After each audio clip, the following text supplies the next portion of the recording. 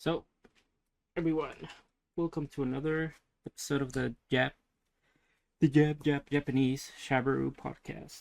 Uh, as you can see, things are going to be a little different around now. Pichen has gone and is very busy with life, so it's going to be a solo cast for the time being until Pichen can join us from time to time, discuss some of the animes we're watching, maybe catch up on life. Um, but yeah. So what's gonna end up happening from now on is, since this is live, I'm gonna be reading off some of my notes that I wrote down for the episodes, and I'm gonna pause in between each episode as I read them to remind myself of what happened during the episode. So we're gonna start off with Honey Lemon Soda episode 8, and this is the beach episode where there was two very crucial conversations happening in this one, with Ishimori confronting her bullies and also Kai confronting Serena. So first up is Kai with Serena. It seems like Kai was still very much falling with Ishimori, and at this point one of his guy friends was like, "Hey dude, you're kind of like uncommitted to either or. It's like, don't you think that's kind of unfair?" And pretty much this is when Kai decided, like, okay, well, I need to have a talk with Serena. And he went ahead and had his talk with Serena, pretty much letting her know that they're not gonna be a thing anymore. And Serena didn't take it so well. Obviously, she still had her feelings. At least she got to finally confront them about their past, and pretty much just kind of close things out pretty well for that part. Which, even Ishimori kind of noticed, and she kind of felt like, oh, okay, well, it's kind of weird that they're both going alone, and she probably had a thought of like, okay, well, they're gonna get back together at some point. And I mean, and then she went to go confront her bullies after she saw them, or like her mid school bullies.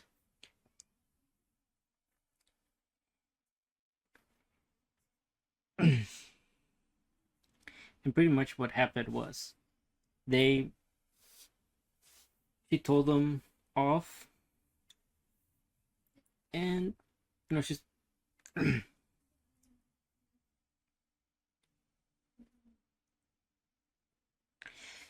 oh, and this is where she found off, like, one of her former bullies, Remy, had completely dropped off school. So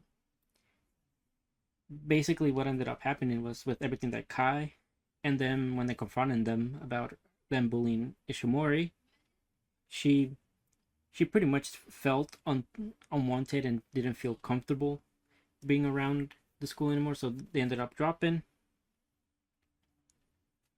And this pretty much is the first step that Ishimori takes by herself, and will be crucial as Kai, like, lets her know, like, okay, well, from now on you gotta stand firmer on your beliefs. No matter what, don't be shaken. And that's pretty much episode 8. So episode 9 for Honey Lemon Soda pretty much starts off with Ishimori finally, like, being able to hang out with her friends. She lets them know, like, hey, I'm not just allowed to stay past 5 p.m. I'm like 5:30. So very big ups for Ishimori, whose parents were pretty pretty controlling up to that point, and even more so, like, after the dad kind of found her hanging out with her friends and how they dressed. He was not a big fan of how they dressed, so he started kind of questioning Ishimori, like, who you're hanging out with, being a very overprotective father. And what ended up happening is the father was like, okay, well, if you're going to keep hanging around this kind of crowd, you're no longer allowed to go back to school. So they make up this whole, well, he makes up this whole thing where he goes to school, tells them she's going to be leaving for a while, kind of trying to convince her in the meanwhile to transfer to this private school, which was originally the plan that they had for her until she met Kai and changed her mind about it. Especially after failing the exam. And this just really like felt where they try to shelter her too much to the point where she did it was to the point where she couldn't make her own decisions, which is kind of like the main point that Kai's trying to like get her to understand that she's in charge of like her own path. She's in charge of what she does, of what she can do moving forward, who she hangs out with, all this like teenager stuff that is very essential. And the father does not like Kai. He even ends up taking her phone away, and then eventually everybody from her class decides to like confront the father, and Ishimori kind of decides to confront him as well. And it was a very emotional conversation that they all had, because this is the point where Ishimori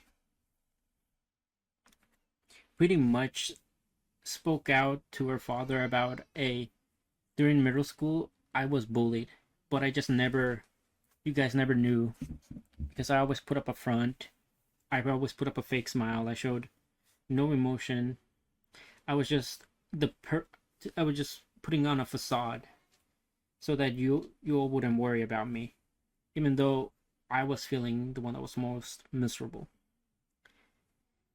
And this pretty much kicked up where the father kind of realized, oh, I've been so blindsided by how I wanted my daughter to look that I didn't never bothered to really try to get to know her and get to know what she's going through, or even question how things were really going for her in middle school.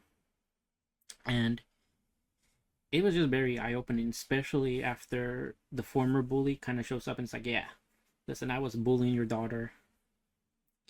And this just was a very powerful episode for me, because it just really showed that there are different kinds of like abuse that a parent can do.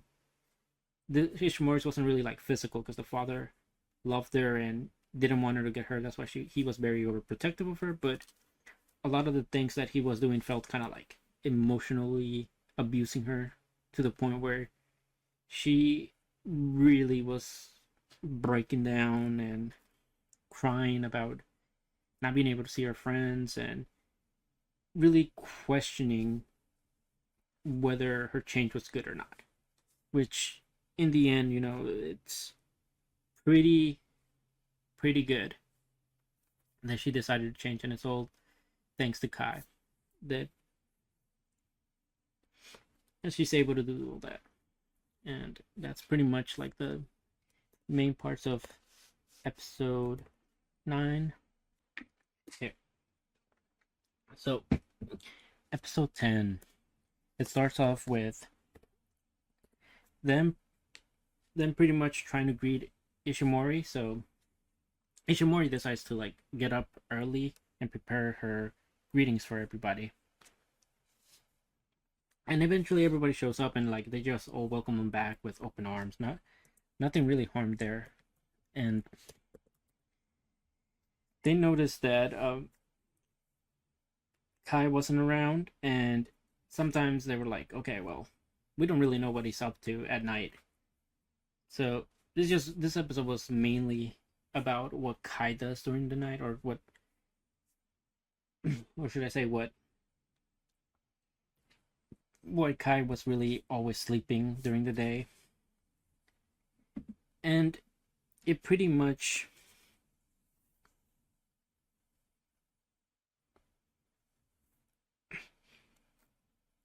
pretty much resulted in him kind of like trying to push everybody away because they were trying to ask a lot of questions and he wasn't ready to share what he was really doing with everybody.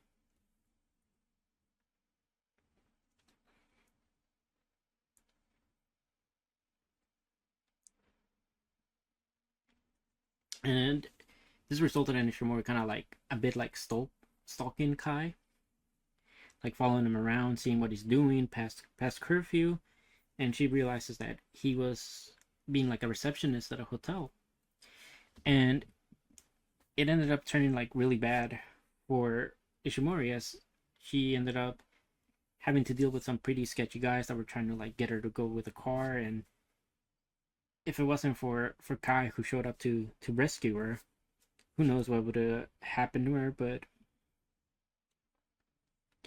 it pretty much signified that Kai really had strong feelings for Ishimori, even though he wasn't really expressing them. Just his pure actions were expressing that he himself was trying to be more open with her. And that's pretty much like the gist of this episode. They Ishimori tries to get with more info on what Kai does, get closer to him, and Kai pretty much was like, okay, well, I'm gonna give it a chance. That's episode 10. So episode 11, this is pretty much like continuing on with Kai and Ishimori, and they kind of like noticing that Kai is getting asked out a lot more. Her and the group just constantly see Kai getting asked or like being confessed to, and he's always rejecting them.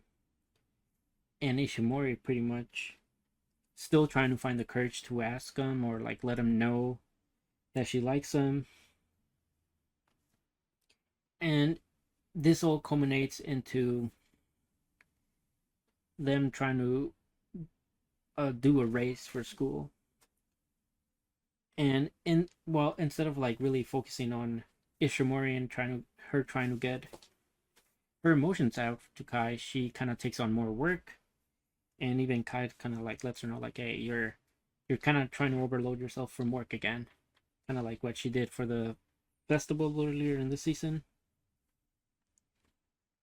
And this time, like, Kai kind of like asks her like straight up because he's kind of getting not fed up, but he does want to know where she kind of stands, and he does ask her like, hey, are you happy with like our current relationship, or do you plan to stay like this until graduation, or what do you have planned? And of course Ishimori doesn't really understand it, and or she understands it and doesn't really want to let him know how it is. So she just tells him like, I'm really just happy to be by your side. And she still doesn't want to like really tell him because she feels like she hasn't given anything back to him, and Kai throughout this entire anime has been like giving her everything she could possibly want. Like, thanks to him, she feels kind of like all her friends was because of what he has done for her, and this new life that she's living now, where she's constantly changing, bettering herself, is all because of him, and she feels like she can't match what he has given her to be able to confess her feelings to him. And of course, like, because this is like a kind of like competition that between classes and stuff, some of the guys kind of like bully Kai and duct tape him to the storage room, which Ishimori does eventually go to Kai, and she does end up getting hurt. Not really great. And this is when Ishimori kind of like takes a step forward and it's like, listen, you're always helping me. So if you ever need anything, no matter how small it is, you should just let me know. And this is kind of like the big first indicator that Ishimori was trying to get Kai to be more vulnerable with her, which I found really nice. And then the race happens, and you see this beautiful scene where Ishimori's running, and the animation just like goes really, really crazy. And as she's handing the baton over to Kai with the bloody ankle and everything, you can see that she's finally like the baton's kind of like her way of saying, okay, well, I'm gonna go for it.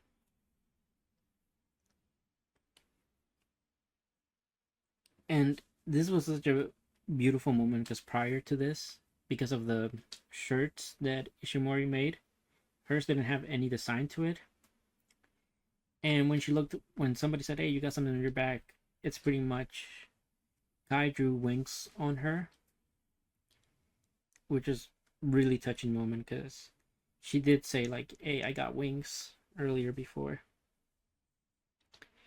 And this is like when the girls pretty much like, "Listen, you like Kai, and you need to take another step forward. You need to let him know because you don't want to regret this if he ends up moving on to somebody else." So she ends up fainting because, you know, her ankle got injured, and I guess the pain, she was done with all the adrenaline, and she ends up being taken to the nurse where she feels delirious. She's kind of like half awake, half asleep, and she just pours her heart out to Kai and tells her that she loves him, and they end up kissing to finish the episode. Yeah. Okay. All right.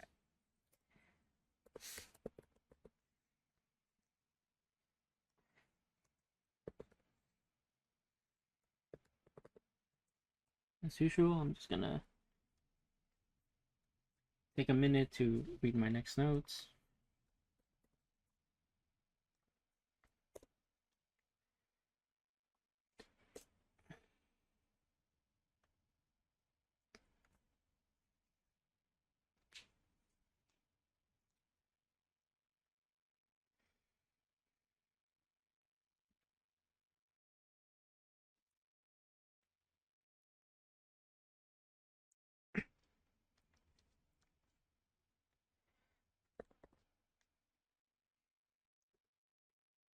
Okay.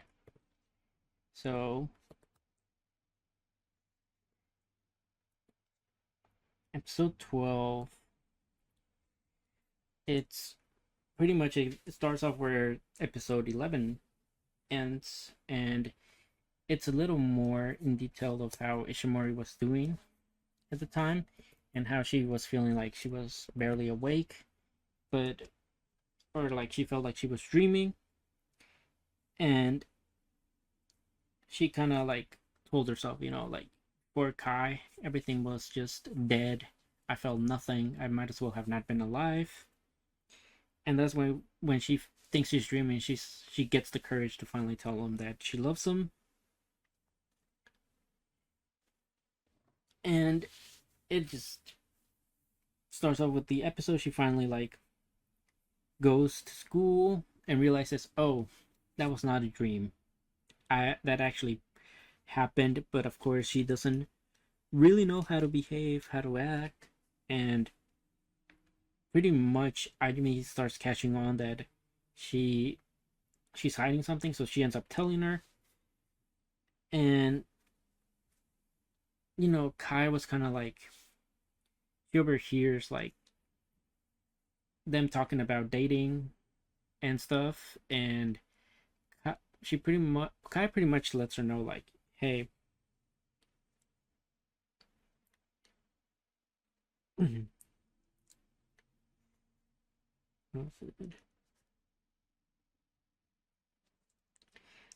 Kai lets her know that the next time he wants to be alone, he kind of wants her to be with him.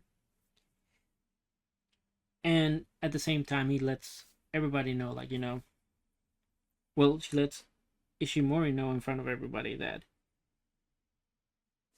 she needs to sort out her own feelings before they can really move forward. And she needs to know that she's ready to date. To date.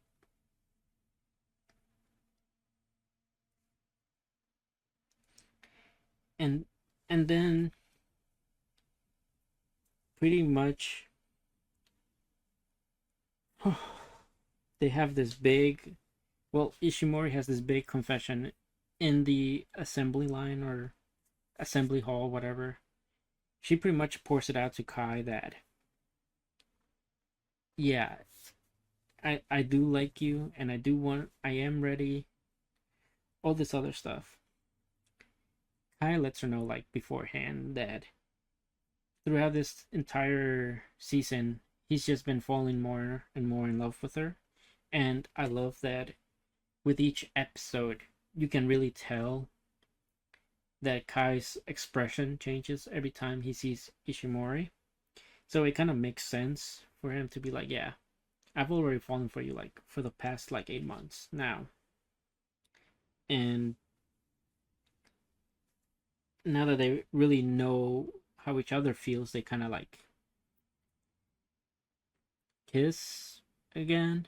But when they're confronted by everybody, they're kind of like, okay, well, we haven't really gone out on a date yet. We're not sure if we're dating.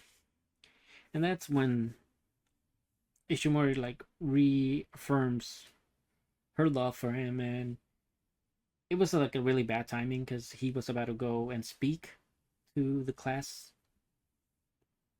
So when Kairo gets to the podium, he confesses his love for Ishimori, and then everybody's just like, damn. All the girls just fall to their knees because their Prince Charming is taken. Funny. And pretty much this is like where the story kind of wraps up, and we just are left with these two finally getting to start their relationship, and which is going to continue on to season 2, I imagine, whenever it comes back. So as far as ratings go for Honey Lemon Soda, I'm giving it a 9 out of 10. I really love how emotional it got me, how some of the situations were a bit too real, and I just really love that it took a really mature approach to falling in love and actually allowing the other person that you love to really come out of their shell and be able to accept the love that you are presenting them. So that's what I love about Honey Lemon Soda, and that's all I have on it.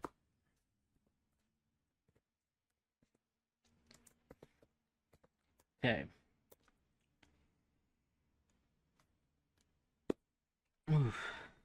Yeah, then the next one's gonna be Blue Box, but this Blue Box is also gonna be like 5 episodes, so I'm gonna be needing a minute between each talking episode.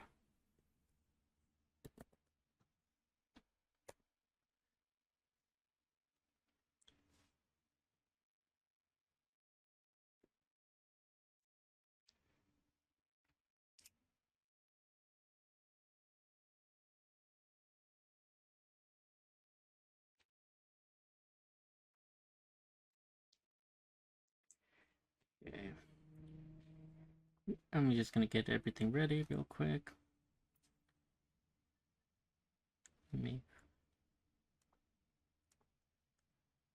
Okay.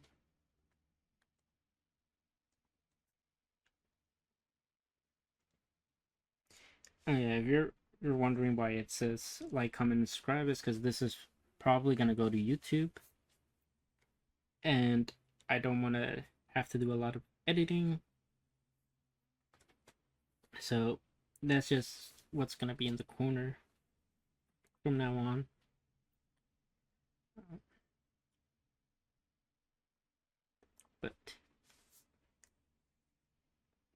I'm gonna read my notes for episode 21.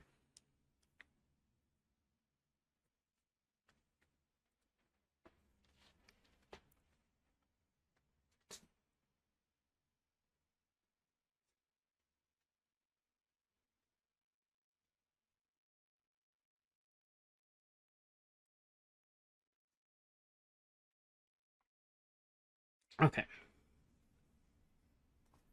so episode 31 in 3, 2, 1, go. So, episode 31, or 21, I should say, for Blue Box. So, this is right after the school festival that's currently happening, and pretty much Taiki tries to ask Chinatsu like what she was trying to let him know during their like little date, and she just kind of doesn't allow him to really ask the question, just kind of tries to avoid it, as I think she was still feeling very conscious about like the almost kiss that happened between him and Hina at the time. And of course we have like this is like when they're gearing up.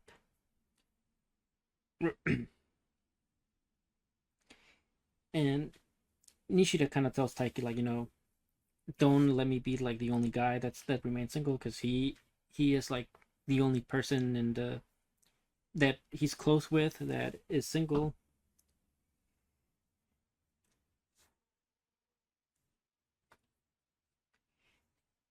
And Shinatsu kind of has like this little sleepover with her friend Karen, Haru's girlfriend, and they discuss like her love interest and like whether she likes Taiki or not. And this is like really where you really start where we really kind of start seeing a bit of Shinatsu and how she's handling her relationship with Taiki, where she feels like she's interested in him, but she's not quite sure whether it's love,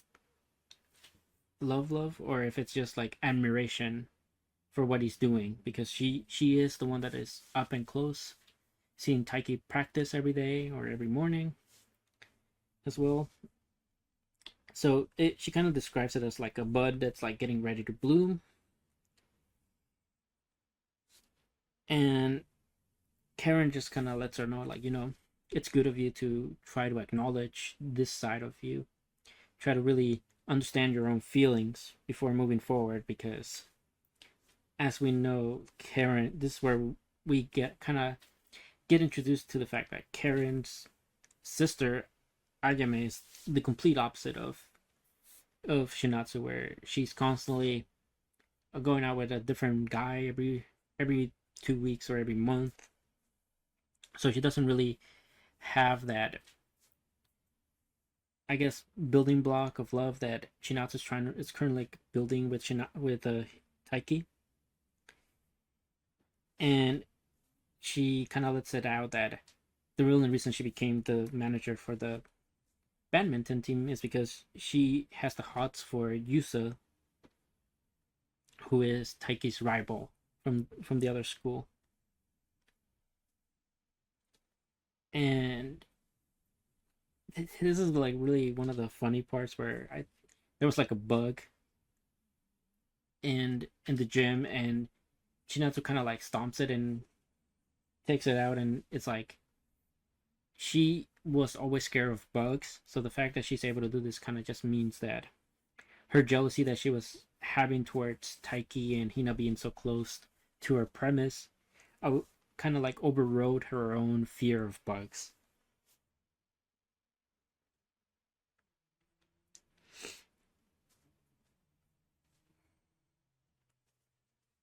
And Ayame and Taiki kind of have a little back and forth as Taiki's like showing her the ropes, and pretty much the only she lets them know like the only opinions that really matter are those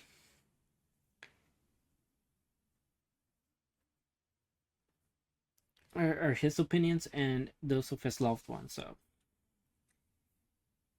right here, the Ajime is kind of playing Cupid, I guess. And that's it for that episode. Okay, I'm gonna go to episode 22.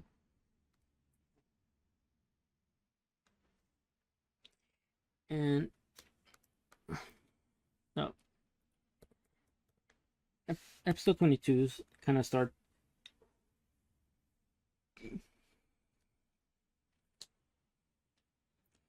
Episode 22 starts off with Ajame kind of trying to get Karen to answer her about who, if Shinatsu, or if Shinatsu has a crush on anybody that she knows.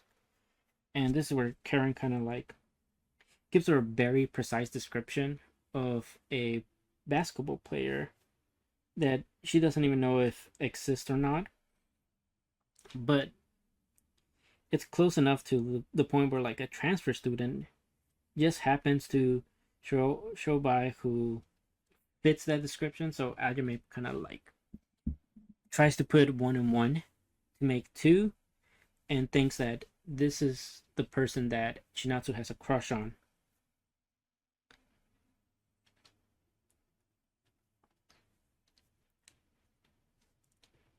And pretty much this is like the episode where Hina and Ajame start getting a bit closer to one another, where Ajame kind of starts picking on Hina about like who she likes and how she wants to help Hina get the boy that she likes.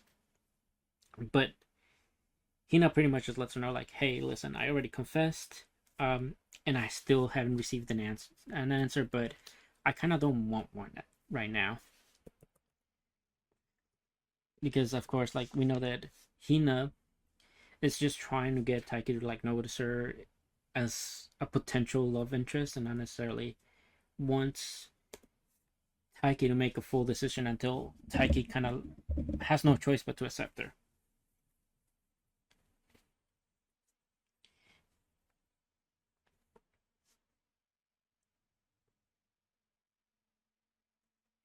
And pretty much Shinatsu kind of like starts kind of like throws a nickname at Taiki, and it kind of like throws him off. And she buys this bud, kind of like symbolizing her own feelings for Taiki, where it's kind of like if this starts blooming, then it means like her own feelings will eventually bloom, just like the flower. And throughout this episode, Haru is kind of like avoiding Taiki. I think it was because he had just come off from like a loss from Yusei, and kind of like was avoiding the fact that Taiki could be stronger. So he did not want, as he's told Taiki repeatedly, like, you shouldn't get too accustomed to losing. So I think that's the reason why Haru, or like with Haru at this time, was like trying to avoid Taiki, as to not get accustomed to losing, as Taiki has been going through tremendous growth in badminton, and it's right before like their own um how do you say, like, training arc. So, and also like it could also just be like a tactic, but where like Haru kind of recognizes Taiki as a potential threat to him in nationals, and doesn't want to really give Taiki his playbook on how to beat him before facing him in nationals too. That's also a part that could happen. And of course, we have more Ajime stuff in this episode, where she kind of just lets it out of the bag. Like, if she thinks the person is cute enough, she and they ask her out, she'll go out with them, because in her mind, she doesn't want to wait for for someone to fall in love for someone to fall in love for her, or for her to fall in love to a relationship that might not even bloom, or might not even work in the end. So she might as well just enjoy her own time with a person she knows that likes her, but not necessarily someone she wants to see in a long term, just to, or maybe it could be that she says yes, and then she ends up falling more in love with them, and their relationship starts blooming out of this possible yes that she gave them. And finally, the training camp begins, and Shinatsu starts to get a little too close to the basketball guy, which obviously is making our boy Taiki kind of jealous. And at the end of their first like training session, they start playing cards, and one of them was like the king card, where like the king has to answer honestly, or like the king gets to ask a question to somebody and they have to answer it honestly. And one of the cards that Taiki picked up is, who declare your love to the person you love right now. And episode ends off before Taiki can really confess his love. Okay. For episode 23, I'm gonna take a sip of water and stuff.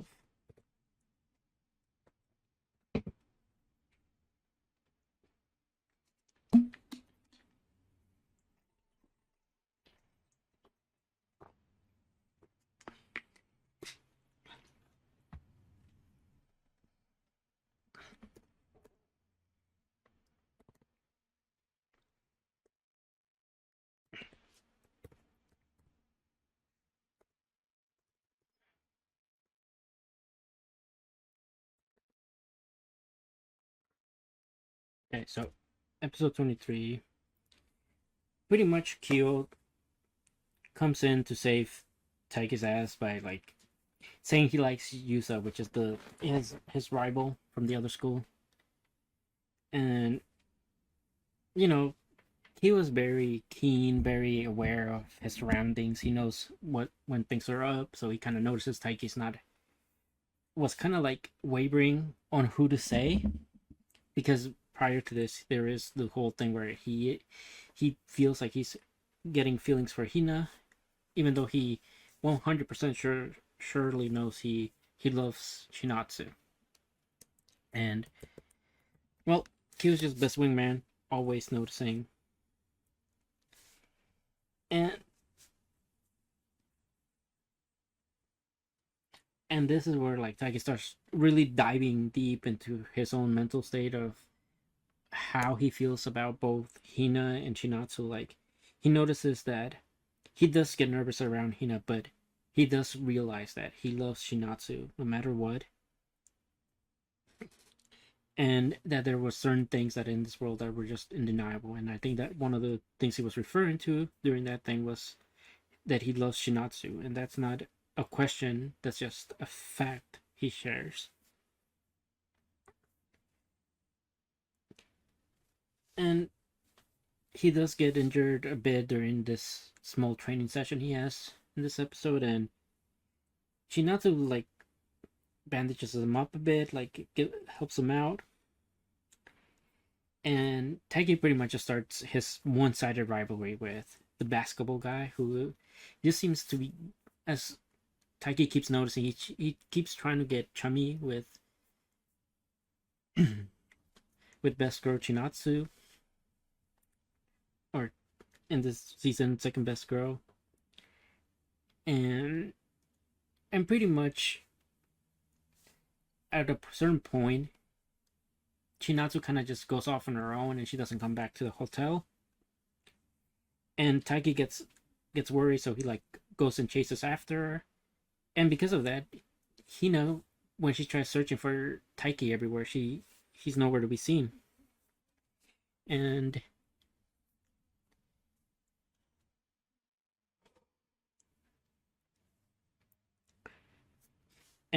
Taiki pretty much is starting to like really notice that no matter how he looks at it, he's starting to see Hina as more than just a friend. He's really starting to see her like a girl and someone that he has to give like a definitive answer to, because no matter what ends up happening throughout, she's always infiltrating his thoughts. And one second.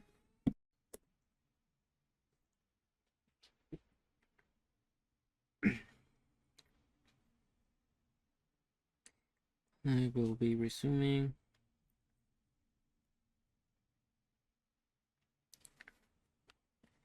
So,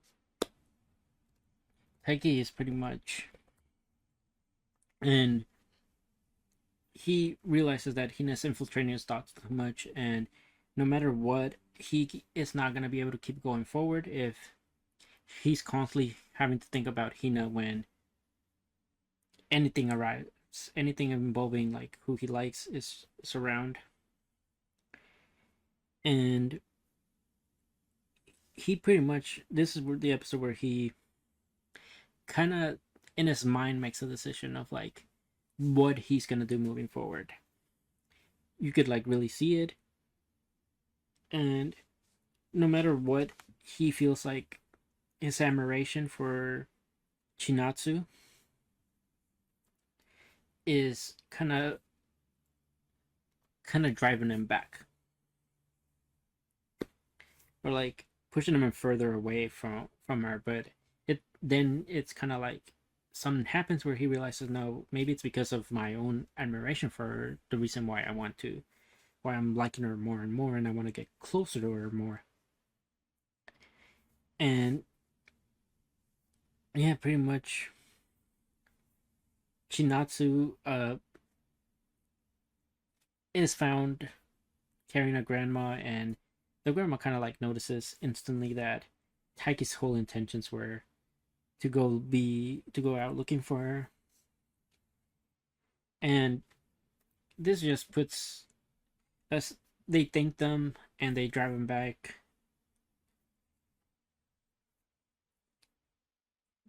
He starts thinking to himself like, okay, what am I gonna do?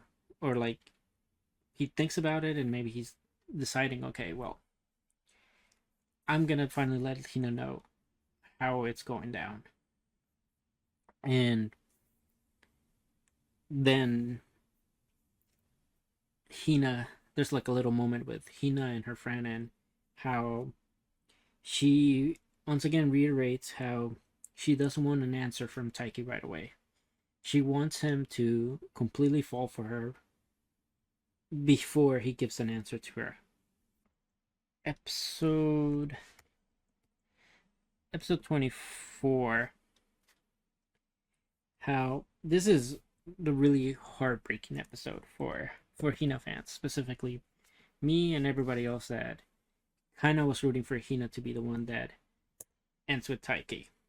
But you kind of start seeing a more personal perspective of Hina this episode, and she is the one that notices that Taiki has been like having eyes for Shinatsu, and she is fully aware that he likes Shinatsu, but even though she knows that he likes her, she thinks to herself like, this is not something I really regret at all, because or like I don't regret telling him that I love him at all. And because after he did after she did that and confessed her love to Taiki, she started seeing sides of Taiki that normally she was not even aware that he could show.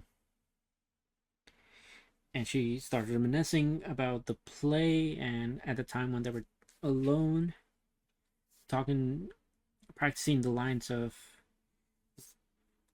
the play, and how even though she was teasing Taiki, she really actually wanted it to happen. So this is a more affirmation that she really likes Taiki. But even though she likes him, she knows that there are certain times when she's allowed to, or when she should let him know that she likes him. Like when he was picking a leaf out of her hair, she wanted nothing more but to say that she loves him, to just to sort of get a reaction.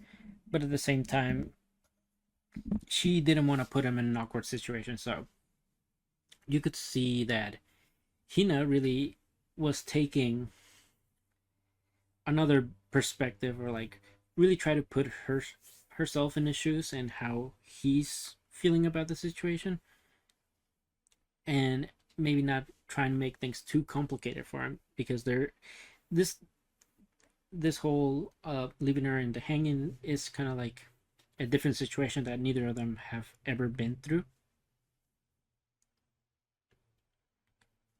And she pretty much just wants Taiki to wait to give her an answer. And Ajime, of course, the meddling buffoon that she is, kind of like tries to get in the way, and Kyo kind of like puts her on blast, like someone who has only been in short-term relationships doesn't know, uh shouldn't really put her say in somebody who who is trying to go for a long-term relationship and really build a nice foundation and a good long-lasting relationship. But I guess she kind of like takes things for granted, and she notices that Taiki went to get his sweater because he was feeling chilly in the bonfire. So she sends Hina to like go get some like sound thing for the bonfire, and pretty much trying to set up a moment where Hina and Taiki will have some alone time, kind of, and maybe get their relationship to blossom. And that pretty much backfires, because just like Taiki wanted to ask Chinatsu what she said during the festival, Hina wanted to know what Taiki was gonna blurt out during the King's game. And she kind of tries to back out from it.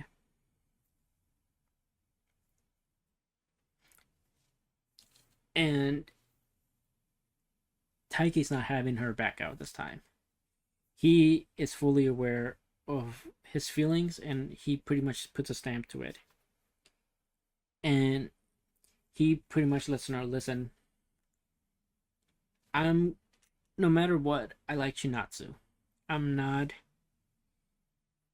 but I can't fully pursue my feelings with her if I'm constantly wavering, because I haven't given you an answer yet. And Hina, being the sweet girl that she is, decides, like, you don't have to finish that. You know, you don't have to even give me an answer. Just hold it.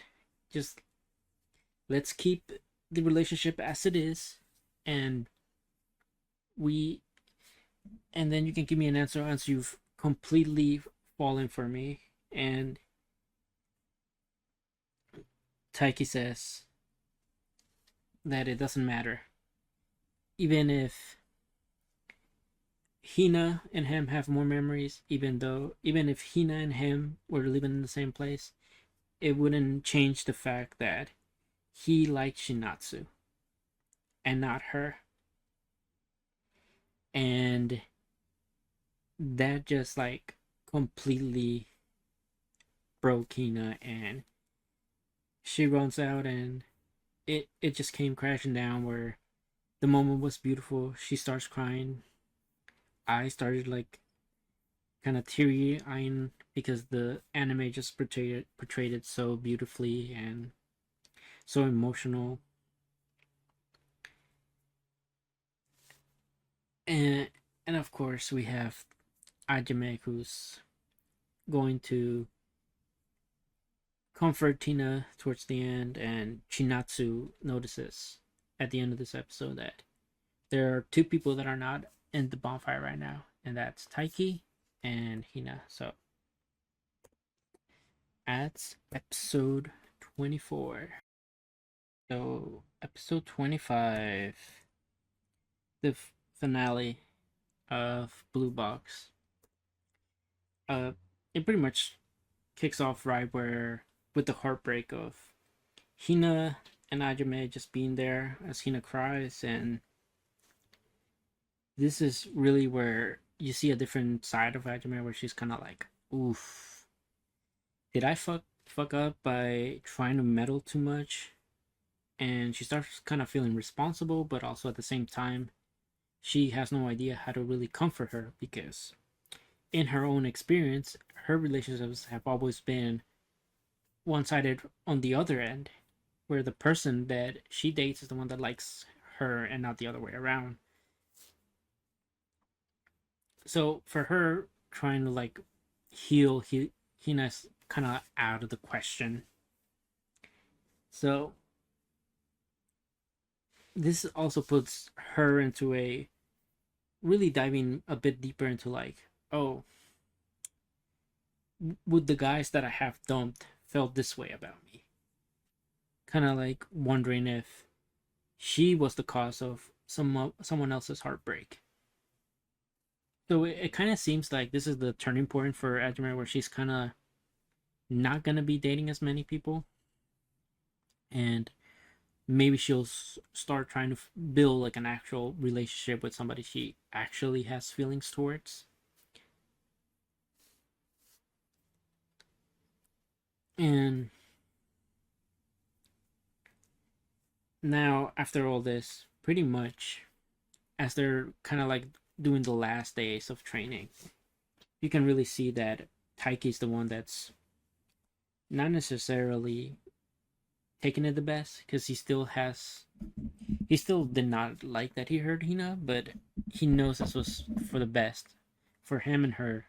For him, this is the best way of him to keep moving forward and not having to worry about when and how to answer Hina anymore. Now he can fully put his focus to where it needs to be for Chinatsu and also for his bandman stuff. And towards the end of this training camp is when Haru finally decides, okay, Taiki, me and you need to do a one-on-one.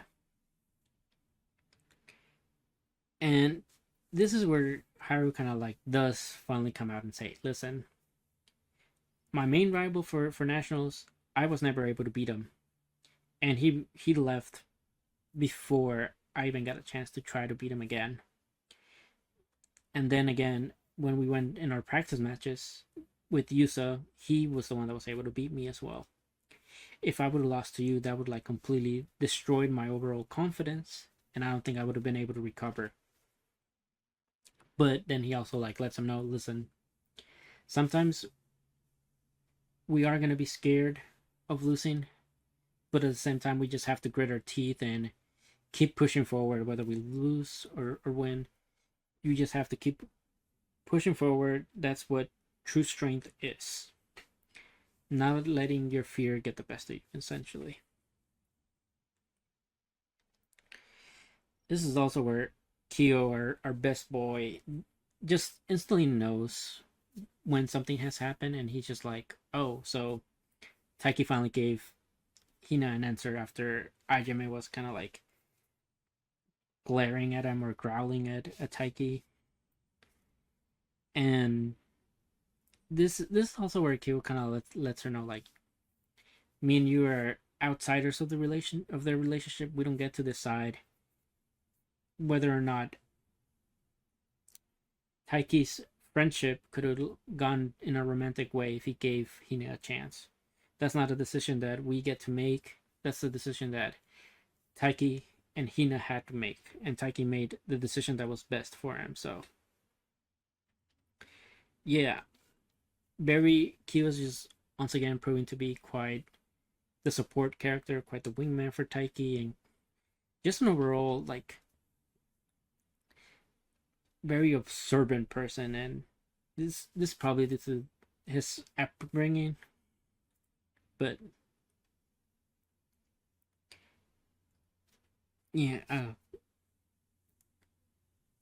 this this pretty much puts Taiki with a choice what to do moving forward. He he knows he's still pretty shaken by rejecting Hina, but at the same time he has to push forward. So he does go ahead and ask Shinatsu out to go shopping with them, which is a pretty big step. He normally wasn't the one that initiated this sort of things. It was always Chinatsu that initiated all their outgoings. And meanwhile, while this was happening, Hina and Ajime decided to Ajime decided to drag Hina along with her to just go out, have fun, kind of get her mind off her own rejection.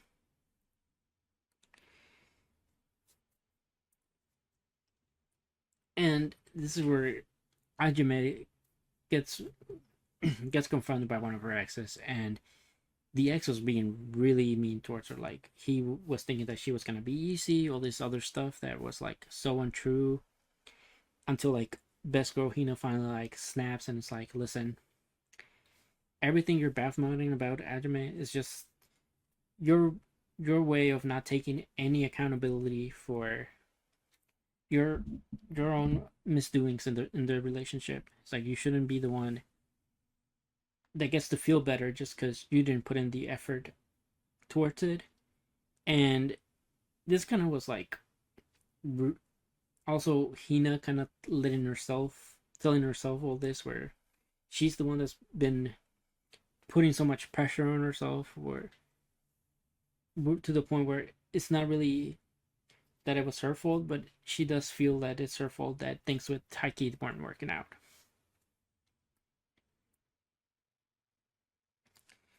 And more good Kyo stuff where he pretty much lets Ajime know, listen, things with them are not gonna be the best, but even if you feel like you're not of any help, I'm sure there was a part of you that was able to save a part of Hina just by being who you are. And pretty much like Hina's just avoiding Taiki the entire time. She, aside from Taiki not being the only one that is not taking it too well, that he had to reject and hurt Hina, Hina is also not feeling the best because she did get rejected, so she's trying to avoid the person that she loves because it hurts her too much to see him and to see the girl he actually likes in the same premise. And the episode ends with Taiki and Chinatsu getting ready for their date, and that's it. Um, Overall thoughts on for me on Blue Box. I really enjoyed it. I really loved the characters. I loved the writing, the music that was playing when all the big scenes were happening was always some of the most perfect I could have imagined for that scene myself. And it just, I really love when anime take their time to build a relationship, but it's not even just like slowly at it. You can really notice at certain points you're noticing, okay, this relationship's growing and this relationship is growing. And just in general, I love when anime don't prolong the like the second choice, or like the lucid heroine, for too long. So this one, having Hina get crushed at the end of season 1, is probably the best, because now we can truly focus on the relationship with Taiki and Shinatsu and seeing it blossom from here on out. So I think this anime is easily another 9 out of 10. But you let me know your overall ratings below. Okay, Ubel Blatt, episode 8. So this one, pretty much, we're still in the domain of Barestar, and people are kind of like, or Barestar's kind of going crazy because Koinso just pretty much assassinated, or like ended, one of the 7 heroes. So now there's talks about him possibly going to Baresta next, who is the closest in the vicinity, and he's freaking out, not knowing what to do. He's kind of like going mental, and pretty much Coinsel's just hiding out in the city that's near where he's at, but trying to gather information of where to go, and basically trying to see if there's a map that will allow him to get there faster. And he's kind of using the fact that there's a whole ass manhunt for him to his advantage, and the rest of the crew are just kind of like at a tavern dancing, trying to earn their keep.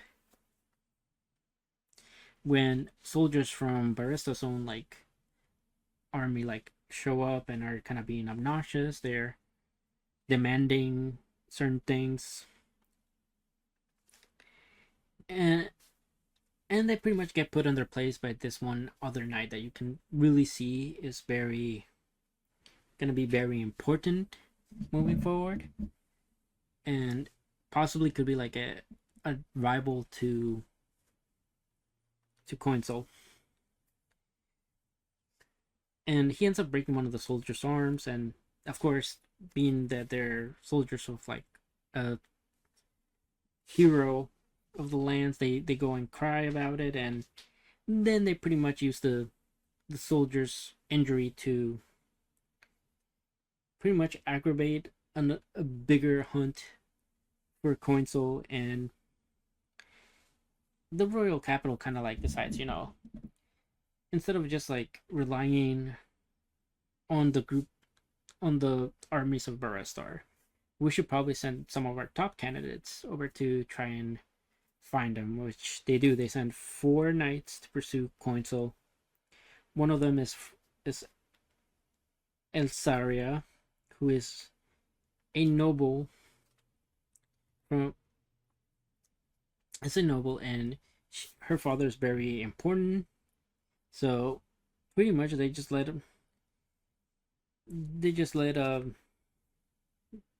the army know, like, listen, we're gonna be handling finding Coinsel from now on. You just keep peace, all this stuff, and they do. They end up using some technique to eventually corner Coinsel, which gets into the next episode.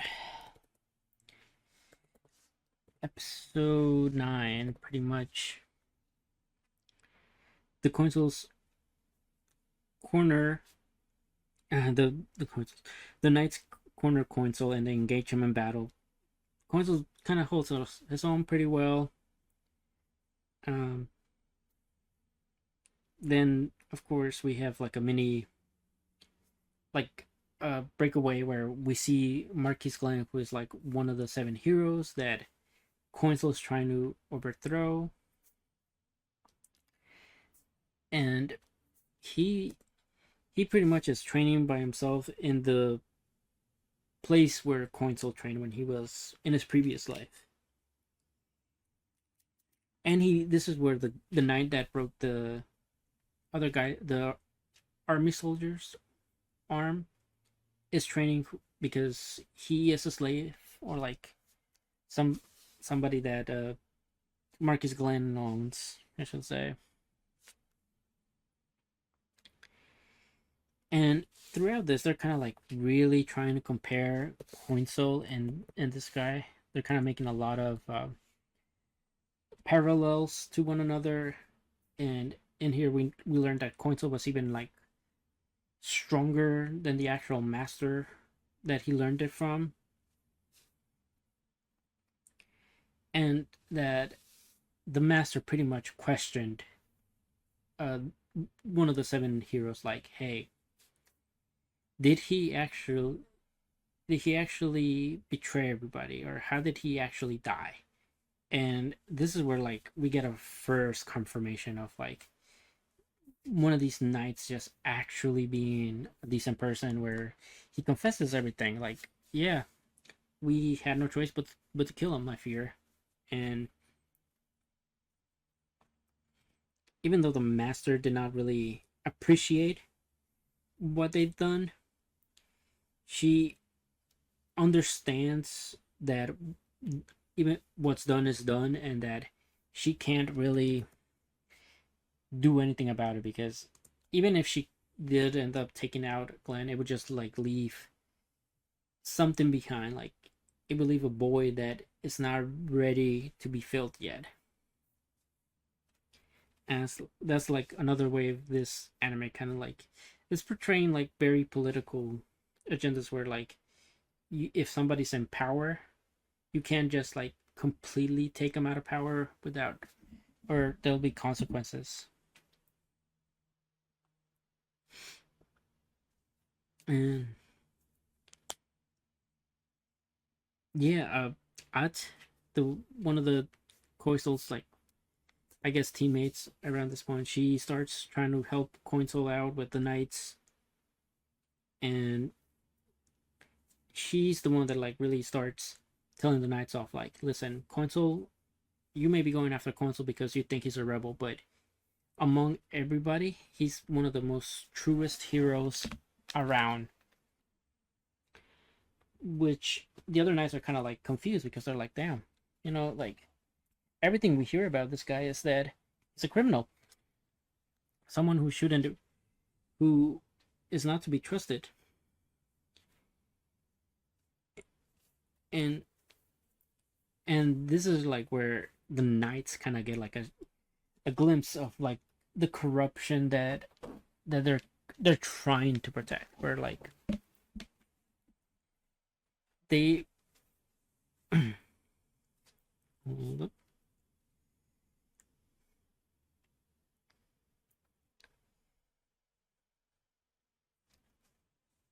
because they're not even sure like what the heroes do. They're just kind of like following orders to protect something. They have no idea what's really going on. They haven't been through what Coinsel has gone through. They haven't seen what At has seen. They're just kind of like dogs essentially. And even though like At does put up a decent fight, it's not enough. I think she gets hit in this episode and injured pretty badly, and but at least the one good takeaway is she was able to get Cointel to notice her skills, and he even praised it a bit before he got them to safety.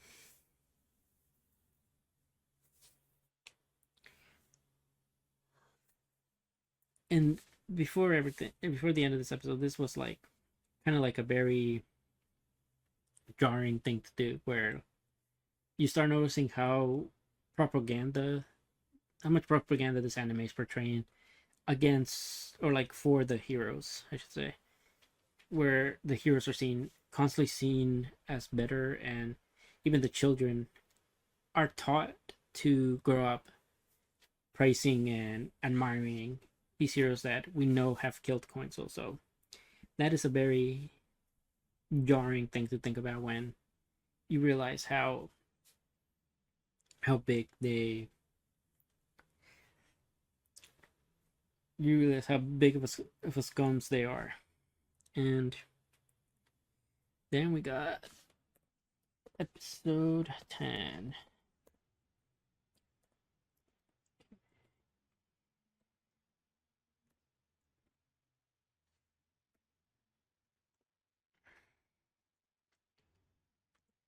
So episode 10, pretty much Coinsel and the town are getting attacked by arrows, pretty much.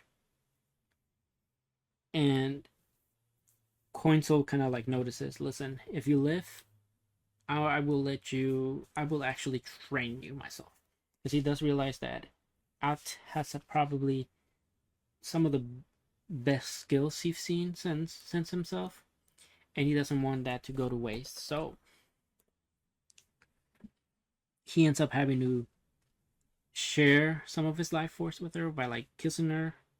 So he pretty much lets her know, like, hey, rest here for a while, and when the time comes, you can come and help me.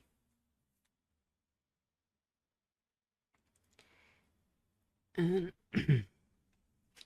And this is where like this even more of the batter, the army starts really using up the hero's name to really take things up a notch. Where like they're now using Barrista to like be like, okay, well, this town that used to be free is now under our control, and that's and if you don't like that, you can take up to the hero, who's the one that's giving us all this power. And this pretty much puts the knights at a precarious position where now they're really realizing, hey, maybe the people we are following are kind of corrupt. And this also lets a lot of the people in this town start questioning, wait, if the seven heroes are putting their one of the seven heroes is putting their stamp to this, are they really like the good people that they're being portrayed to be to us? Because technically we are a free city, so why are they now deciding, okay, well, now we're gonna take your freedoms away? And as things start getting really dire and townspeople start getting like taken out one after another, knights don't even move a muscle, and they fear that they can't move a muscle based on the premise that these people are working under direct orders of Barastar, one of the seven heroes. But who's able to do that? Coinsol. So he shows up, starts defending people, starts pretty much taking care of the entire army by himself, as much as possible anyway. And while this is happening, we start seeing some of the different people in this town where one of them wants to fight and and die fighting, and then the other one just wants to like for them to flip over and let the soldiers handle everything. And they were about to get into a fight until like Altea, the woman that like smuggles people, sees them and it's like, oh, you two are some of the people that I smuggled into here. So they she pretty much convinces them, listen, you guys are not gonna throw away your lives like this. You're gonna fight, but you're not fighting to die. You're gonna fight to live. And that's what they end up doing. And more knights end up coming. Just Coinsol starts protecting more and more people. And then when it seemed like Coinsol was getting tired, that's when that's when Ott decides to show up and starts covering Coinsol's like blind sides and stuff. Under new transformation starts kind of taking form of what Coinsol looks like. So like now she's kind of like a half elf as well. And then before things start looking really good, they always have to get dark, right? So like Barastar decides to bring up a plane and start blasting magic beams at them. Not just Coinsol and them, but like everybody in town, including his own people.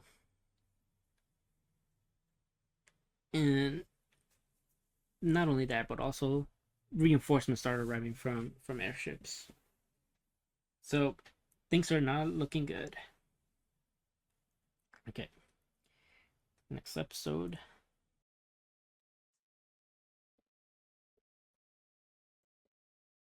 Yeah, so all right, we're gonna go with episode 11 of Ubel Blatt. Episode 11, pretty much Coinsol and At Under the Moonlight just start getting powered up. And they decide, okay, well, now that the moonlight is kind of coming on us, we can probably take out some of these people that are riding dragons and whatnot. So they start charging at the aerial ship. And this is where the shift kind of happens with everybody. Where now people are like realizing, oh, well, Coinsol seems more like a hero now than any of the heroes that were with us prior. So why don't we? So they start pushing towards him and start helping him out even more. So they start shooting dragons down, and it's just really good seeing that in order for change to happen, somebody really has to put change forward. And because Quincel's the one that's doing this, it kind of upsets. It does upset Battlestar and also makes him even more scared of him. Uh, so they one of the guys starts realizing, okay, these people are kind of gonna get here soon enough. So he's like, okay, well, there's a ship somewhere in town that I can just take and fly up, and there'll be me and Battlestar shooting laser beams at the town, and we can easily overtake it. But before he's able to do that, the knights moved first, and they're the ones that take it, and they start fighting with Battlestar in the air.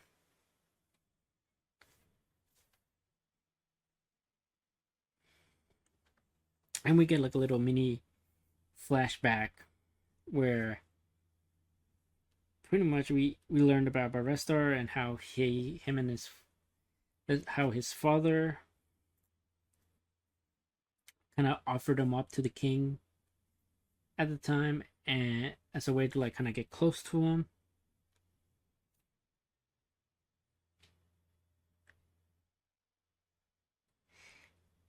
And that's pretty much the only reason why Battlestar ended up being one of the seven heroes, because he had to go there for his father to get this favor.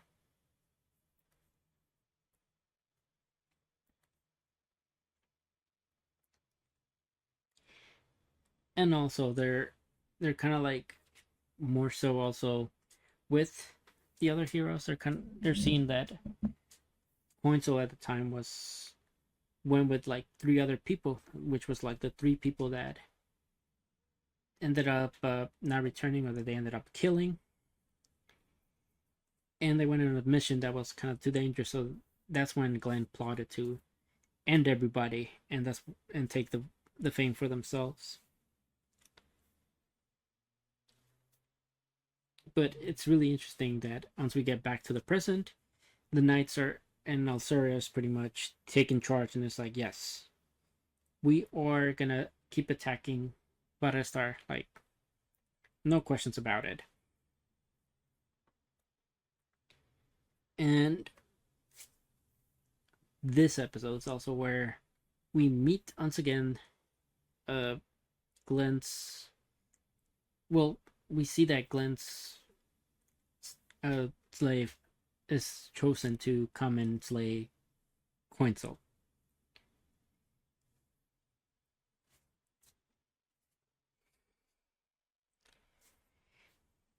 And pretty much after the knights actually end up hitting Battlestar's ship, they Battlestar has nowhere left to go, or like decides to just up and leave the ship with Quinzel right behind them, not realizing that he is not one of the most liked people in there either. So when he finally reaches the bottom on the last airship, they kind of like kick him and boot him, and Battlestar just left there on his own, scared, and he starts picturing Quinzel as his former self, and also with the promise that they made about him taking them to his hometown and stuff.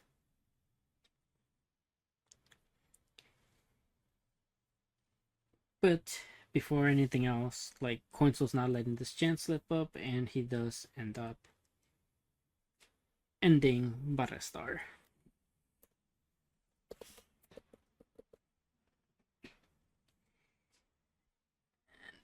We got one more episode of Ubel Blatt,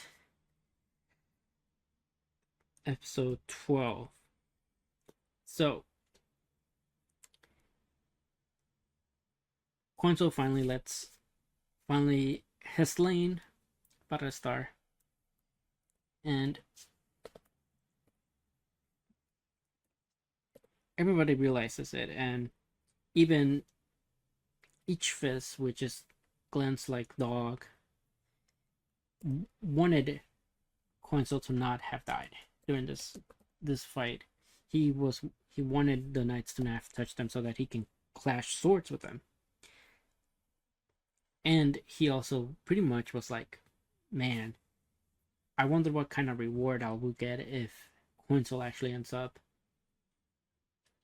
ending and killing all 7 heroes. But of course, before that, he gets instructed to like not let that get to his head and to actually do his job, and he starts clashing swords with Coinsel. And the fight is really good. They start clashing, they're pretty even. Coinsel is keeping up with them while still being in kind of shaky grounds. The guy starts noticing, and then it starts really wearing on Coinsel that this body that he currently has, because it's regressed so much, can't handle the strain needed to pull off the moves that he needs to face this guy. And at a point, the guy just wants to. He lets Coinsel know, listen, I'm just here. I know you can do the black wing technique, and I feel like if I am able to master that, you won't be able to. There will be no denying that I should be the one that's next in charge of the school, which kind of like puts Coinsel at ease, because he realized, listen, man, my teacher and the school that I grew up learning how to fight and using the sword is still around, so not everything from his former life that's good or that's bad is associated with one another, but he basically each fest gears up this attack that seems to kind of like overpower Coinsel, and but at the same time did not land a finishing blow on him, which was like his biggest mistake possible. As soon as Coinsel realized, listen, I'm probably not going to be able to beat you with this body fairly and how I want to. But when the moonlight hits Coinsel, he geared up the next level and showed him the actual Black Wing and completely overpowered him. And this was very shocking to Itchfist, because that move is supposed to guarantee kill a person, but Coinsel ended up leaving him alive. So it seems that Coinsel kind of showed mercy towards the end for Itchfist, which kind of frustrated Itchfist, and also the fact that Coinsel had to use this big move on him and show him mercy also did not sit well with Coinsel.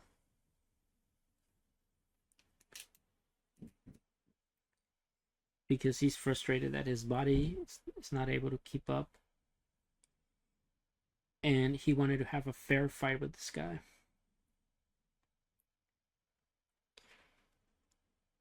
And then we get a little bit more on what happened with Elsaria the knight and Elsaria and her other 4 knights, I should say, where they pretty much were sent to see the error of their ways, like held captive, but not really held captive. And basically, Elsaria just said, listen, no matter what, I'm gonna do what's right. And that's how my father raised me. So they end up breaking out. And also while they're breaking out, the Battery Grave Army is plotting something devious of trying to summon a monster, which doesn't really work out for them that well, as the knights end up finding them and taking care of them in the end. before they're able to ever like really bring out the monster that they want. Then finally we get to the last parting scene where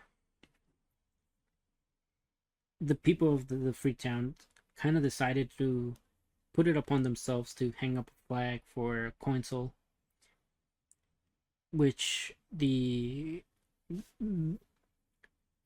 battery grave army was kind of like, no, you can't do that. This is like a sign of a rebel. And before they're even like attempt to take it down, Coinsel arrives, saves the day, but he ends up being the one to take down that flag that they made for it, because in his mind what he's doing is not really a just or an act of a hero, I should say.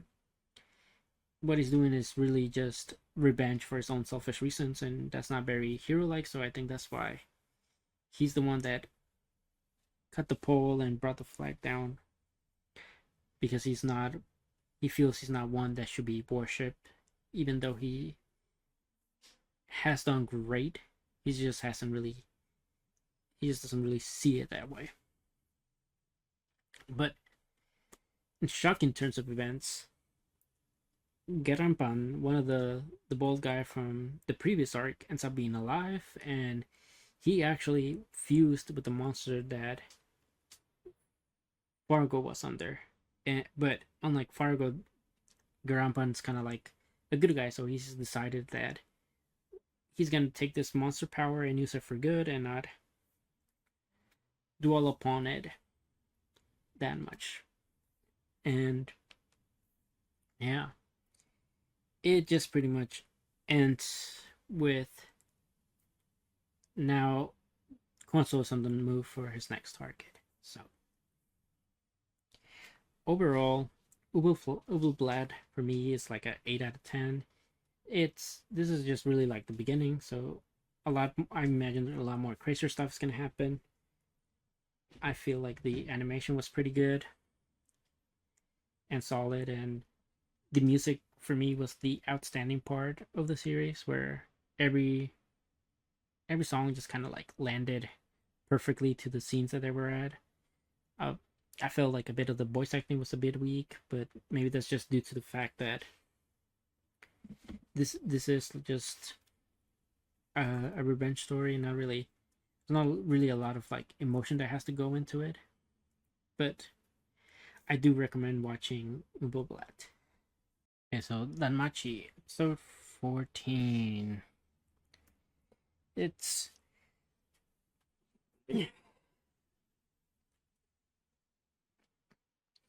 pretty much, this is right after Hayden's betrayal, and Lily's kind of like crying her heart out, or trying to get anybody to go and help capture Freya so that they can win this war game.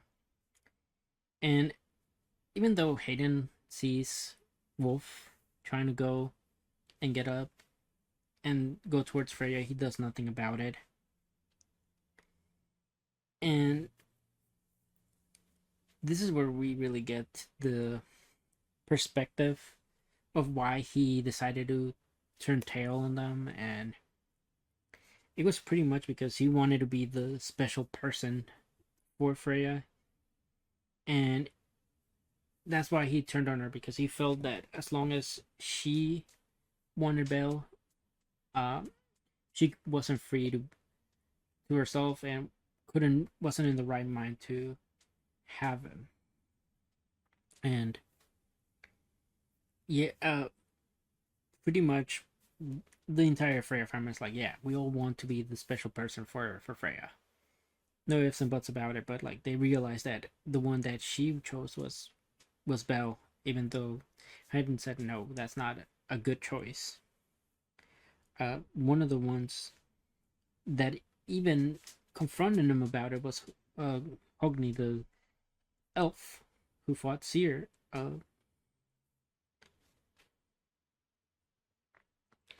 And the fought fought Ryu, my bad. Yeah, he's the one that he also decided to switch sides with Hayden, and his whole reason was like he wanted to protect Sears' smile. And this is really where we get an even better understanding of why everybody's so smitten by Freya, and that's because she ended up coming to each one of her top soldiers while they were at their lowest points in their life and filled with despair, to the point where she gave them purpose, uh, showed them kindness, and showed them love. So after all this, Hayden decides to join the fight with the king and Belle and Ryu and all that. And this is where they kind of like really mock, where Hayden really mocks Belle, his former apprentice, where it's like, listen, you cannot fight this guy without a plan. So why do you think I wouldn't have one if I'm the one joining you? That would be kind of suicidal.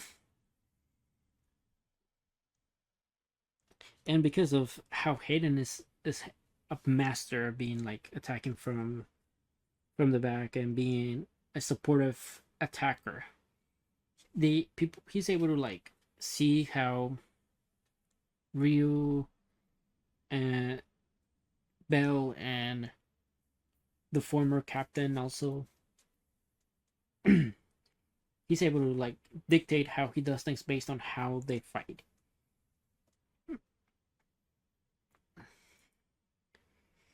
And this is also where we see the Anya's big brother that's also going on a rampage, trying to save Freya from Wolf, who Hogni is kind of trying to stop, but he ends up releasing this powerful ass spell that kind of like just blasts everybody away, and we get revealed that King was holding back this entire time. He actually had a another transformation, and that was his beast mode, which pretty much after he reached beast mode, he was able to just completely overpower everybody.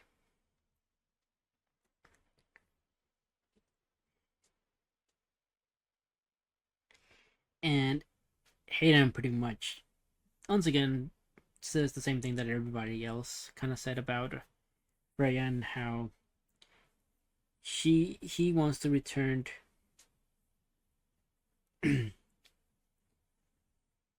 all the love that she gave to him, and he wants to bring her down from her position so that he can actually love her.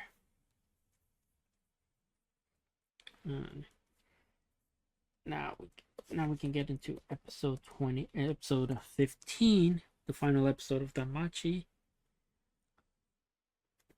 Um, Pretty much Hestia arrives at the combat area and is like updating Belle's abilities, as well as the Fox Girl kind of giving everybody a level boost, kind of even in the odds a bit for everybody.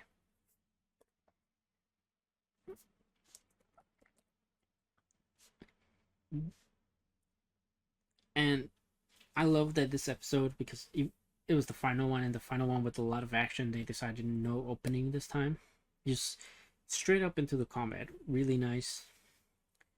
Uh, they pretty much realized that King on his own has reached a level that nobody else has reached thus far, and that's level 8, which means that even like 3 level 7s and a level 6 who Bell is are probably still not enough to beat him.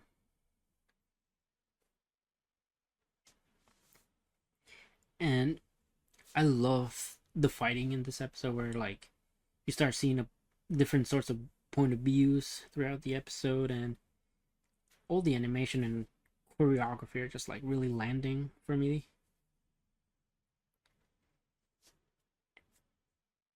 And this is where Hayden kind of realizes, listen, I'm not the one that's gonna be able to change Seer.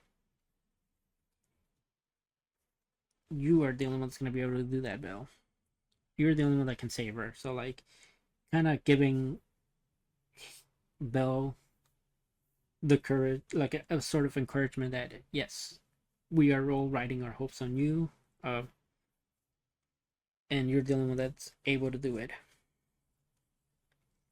So because Belle is the only one that's able to save Seer, Hayden does this like trump card that he saved up for this moment where he gives Belle another power boost, allowing him to move like lightning, which kind of like evens the odds against the king.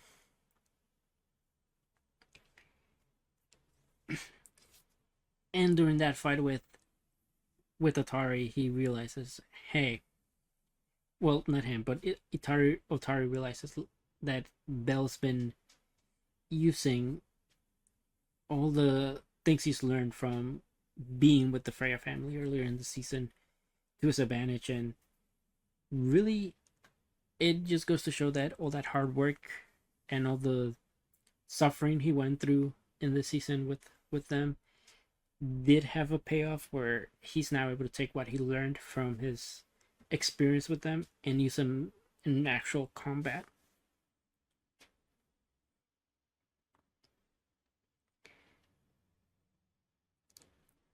And I love that Bill has this kind of like internal monologue with Atari where he's kind of like being regretful that he kind of has to rely on all these power ups where Otari just kind of like feels like his level is really earned, whereas Bill is like, well, I'm only able to keep up with you because of all the help I'm getting and all these extra power ups I'm getting.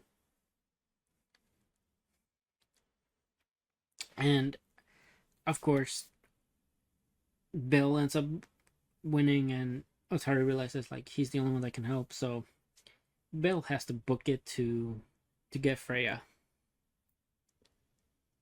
And lo and behold, Anya's brother is the one that like tries to get in his way, but because Wolf had already gone prior, started working towards Freya, he was able to intercept at a very crucial moment until Belle meets Freya, and once again, Freya pours her heart out for Belle, lets her know how she really feels and how much she loves him, and Belle's still like, well, I can never be, or I can never be yours. I can never be, or the hero you want me to be. So he kind of crushes her dreams, wins the game for his family, and because he wins, this pretty much means that the Freya family is gonna be no more. They're gonna have to disband.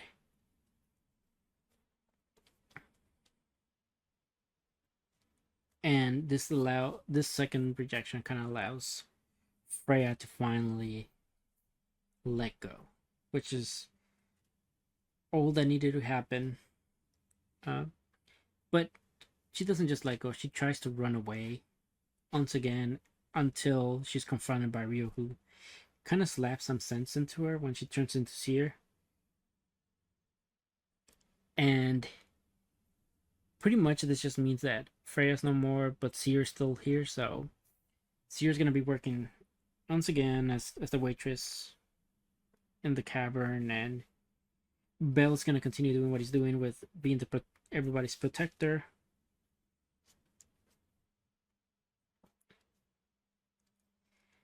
And the final thing that happened in the season, uh, Seer or Freya, whatever, finally admits that she wants to be a person, or like she wants to be Seer and not Freya. And it just very emotional moments. I truly enjoyed Danmachi throughout. Overall, also I'll give it like a 9, maybe 9.5. because this has been like from beginning to end. This has probably been the best Danmachi has ever been, and it truly deserves all the praise and all the recognition that it gets, and should probably be a lot higher than what it actually is rated in my anime list. But yeah, highly recommend catching up to Danmachi, even though it's like season 5. It'll be fantastic bench throughout, and yeah, that's it. That's all I have. Okay.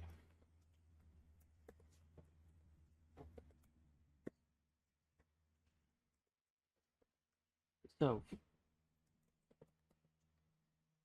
for anybody that watches on Twitch, just know this is gonna go for the YouTube people. So, everybody on YouTube, if you like what I discussed, like to talk to me about any of the things I discuss, any of the anime I discuss, you know what to do. Just hit the like, leave a comment, subscribe to the channel, hit the notification bell, and if you can, share all that good stuff. And until next time, bye, and bye stream.